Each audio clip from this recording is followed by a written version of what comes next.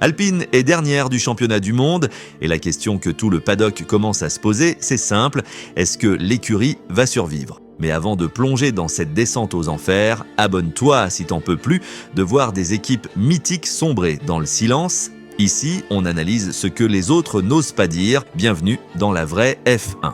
En 2021, Alpine débarquait avec ambition, nouveau logo, nouveau projet et l'objectif clair, faire briller Renault sur la scène mondiale. La Formule 1 devait servir d'énorme vitrine pour vendre des SUV électriques, des supercars et conquérir le marché américain. Mais 4 ans plus tard, c'est l'échec total.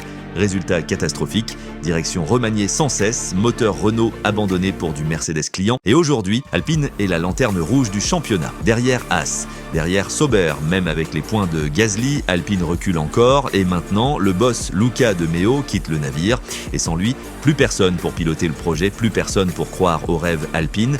Flavio Briatore, nommé conseiller exécutif, continue d'y croire. Il annonce des victoires en 2026, un titre en 2027. Mais vu d'aujourd'hui, ça ressemble surtout à un mirage.